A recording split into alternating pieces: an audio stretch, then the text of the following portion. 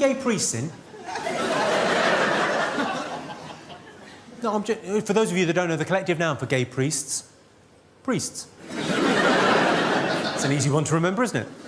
No, because gay priests were in the news, because if you're a gay priest, you can now marry another gay priest, and they weren't allowed to for ages because it was going to be confusing during the ceremony, because would they say, do you take this man, or does he take you? Who's the mummy? Seems a bit awkward. I'd like to meet a gay priest, though, because normally priests do that sort of nomine patre, fillet-o-fish thing, whatever that is. I imagine a gay priest to be a little bit more... a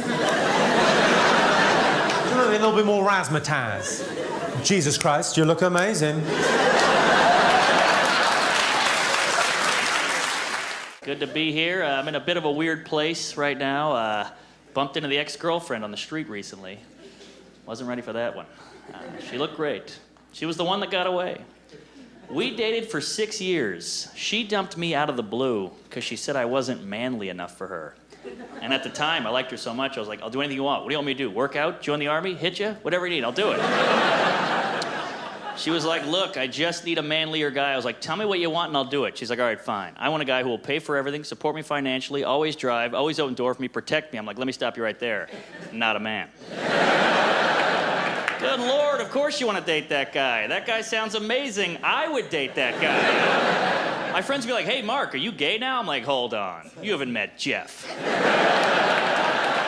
This guy's incredible. He already beat up my high school bully, paid off my student loans. We're getting lobster tonight. God, he treats me well, but the sex is brutal. Brutal sex. I am in a lot of pain here, I'll tell you that. I've been going to a lot of gay bars lately because my friend works at one, so I've been hanging out there. And my guy friends are blown away by this. They're like, dude, you go to gay bars? That is weird. If some gay guy ever hit on me, I don't know what I would do. How about you just not have sex with them?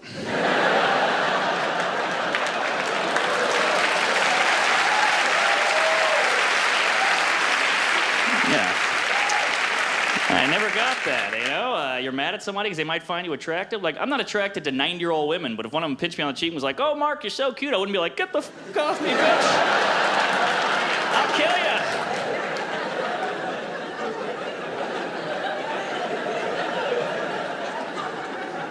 I'm not gonna lie to you guys. I kind of like going to gay bars. You know, gay guys, they make me feel special.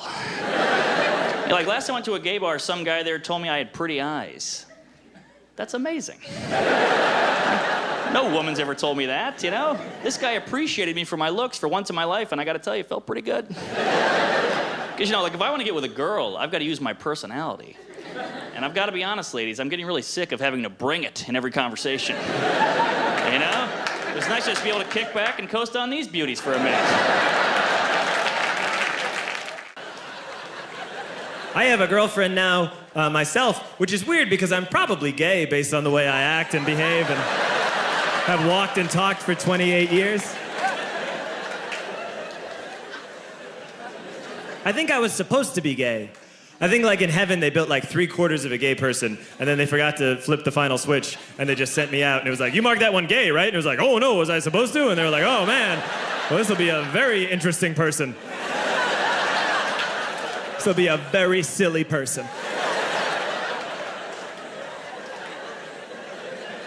I was definitely gay when I was a little boy. A lot of little boys are gay, you know? They're very flowy, and they have hard opinions on things. I don't mean that I was a sexually active gay man when I was a little boy. That's not what I mean. When I was a little boy, I was more like a 67-year-old gay man that's kind of over it sexually, you know? I was just like an old queen. I would come out to the recess yard and be like, everyone get out of my way. I just want to sit here and feed my birds. The gym teacher would tell me to play kickball, and I'd be like, you want me to do what? Real quick, this happened pretty recently. I was in a restaurant near here in the West Village, and I was at the urinal, and an old gay man came in the bathroom with a walker like this, and he said this to me. He went, "I'm either having a drink or I have to pee. You're living the golden years, kid, not me." Like he spoke in rhymes. It was crazy. It was such a weird interaction that I wasn't sure if it actually happened. I came out of the bathroom and I asked my girlfriend, I was like, "Did you see like an old man follow me in the bathroom?" And she was like, "John, that bathroom's been closed for 40 years. Whoa! Whoa! Do you know what? It's a good job I wasn't born gay because I don't know what I'd do. Why not? If you're gay, you'll be loving it, won't you? I wouldn't. Yeah. I don't think I'm suited to it. Why? Just the lifestyle. Well, what do you mean the parties lifestyle? and stuff. Because the lifestyle, the way they walk about over there showing off, being quite... Okay, you wake up gay tomorrow. What's the first thing you do? Do you get a boyfriend or do you play the field? I think you play the field. Yeah, are you going to talk the same? Yeah, maybe in time. I suppose things rub off. If I'm knocking about with John Inmans of the world, I'm probably going to start maybe a little sort of... give me something to say. Oh, hello, I haven't seen you for ages. Right, so it'd be a bit different. Maybe oh, hello. Right, okay. I haven't seen you for ages. It'd be little things like that, and people would suddenly go, "You met Carl recently, sounds different." Or So you go home, your dad goes, "All right, son, how's it going? Been doing any DIY recently?" "Oh, hello, Dad. I'm been there for a bit." Oh, what are you talking like that for, Carl? How's Suzanne? I'm not with her anymore. This is pointless because it's not the life I would choose. Okay, but you've woken up gay. But I wouldn't believe it then. I'd just go, "Oh, I feel a bit happier today, don't know why." No, but then you start going, you go down, you buy a gay magazine, you're flicking through, you're looking at more cock than you've ever seen before in your life, and you're loving it. You look down, something's happened. What do you do next? I just wouldn't look at that magazine again. No, you're loving it. You go, "Oh, I can't believe I haven't seen this magazine before." Yeah, but I've seen knobs before. Have you? Yeah. Where? You see knobs all the time. Where? In gyms and that. And don't say you don't look, because you do when you're in a gym. Because it's there. What and is? If you don't look, if you're going like that, that's more of a worry. If you're not happy looking a knob in the face, there's something wrong. You should be comfortable with it. Just there you It's go. a good rule of thumb. Did your neighbors nice people? The people that live around great people. Every day I meet somebody new, you know. This city's great because of the neighborly people, you know. I don't know. But I did meet one neighbor, interesting story, you know, that this guy, he just moved in, you know, next door to me. So I'm always one to meet the neighbors. You like to chat with the neighbors, Yeah, because, you know, so I went over to the guy, I knocked on the door next door to where I live, and I say to the guy, I said, "Hey, I'm your new neighbor, you know," and I said, "Good to see you, you know, nice to run into you, you know, welcome to the neighborhood, you know." And so the guy, I said, "What do you do for a living there, sir, you know, if you don't mind me asking?" "You know, what do you do for a living?" I'm a nightclub comic," I tell the guy. So he says to me, he says, I work down at the University of Science there. He says, That's a good school, by the way. I can't remember the exact place. Sure. But he says, I'm a professor of logic. Oh. So he says, the guy says, "Logic. Now, what the hell is that? I never heard tell of that." He says, "Oh, well," he says, "it's a kind of a pattern of syllogistic..." Well, he says, "It's hard to explain." He says, "Why don't I give you an example?" So I said, "Fair enough. Why don't you do that?" So the guy says, "Well," he says, "let me ask you a question." He says, "Do you own a doghouse?" So I go, "Yes, I do." He says, "Well, then that means you probably have a dog." I said, "Yes." He says, "Well, that means you're likely you have a family if you have a dog." I said, "Yes, I do." He said, "Well, then that means you got kids, you're married?" I said, "Yes, I am." He says, "Well, then you're a heterosexual man." I said, "Yes, sir, I am." He says, "Well, you see, that's logic there. I asked if simply from finding out you had a doghouse, I made this series of inferences, and I found that you're a heterosexual man simply from the fact that you had a doghouse." Well, I said, "Good God, isn't that something?" Okay. So I said, "Well, I won't waste any more of your time there, neighbor." And I said, I'll see See you later. See you around. Okay. So I said, come by one day and have a chicken with me. So anyways, I left. So I left. So I go to get a bus, you know, to the bus stop.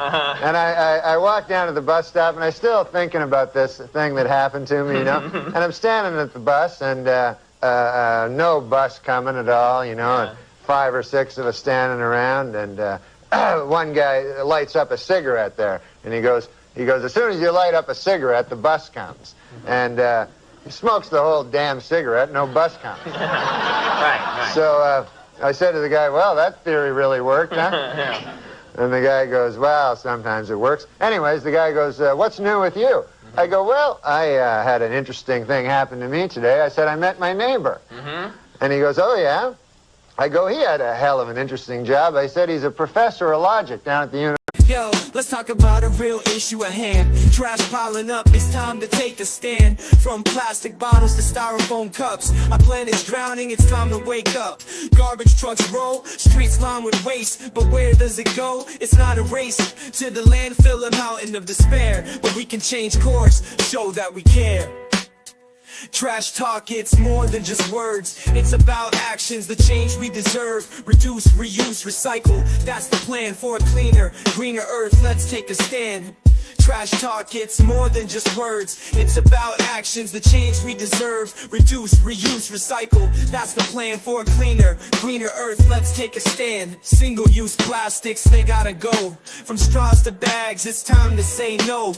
Bring your own cup, your own tote bag. Small steps add up, let's not lag. Sorting all waste, it's not that tough. Recycling centers, that's where it's rough. Separate paper, glass and cans. Give them a new life, that's the plan.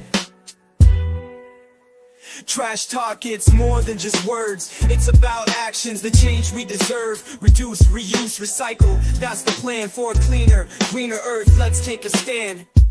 But it's not just about the stuff we toss. It's about the mindset, there's no loss. Composting food waste, it's a win. Turning scraps to soil, let's begin. Educate the masses, from young to old. The future's at stake, let the story unfold. For the sake of our planet, our home sweet home. Let's clean up our acts, together we roam. Trash talk, it's more than just words. It's about actions, the change we deserve. Reduce, reuse, recycle. That's the plan for a cleaner, greener earth. Let's take a stand. University of Science. And so the guy says, is that so? He says, Professor of Logic. He goes, what the hell is that, logic?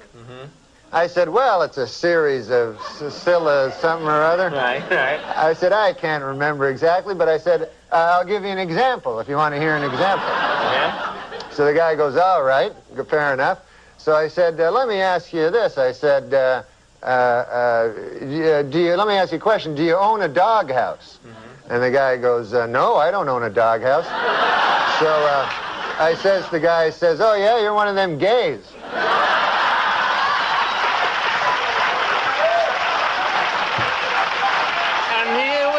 Right?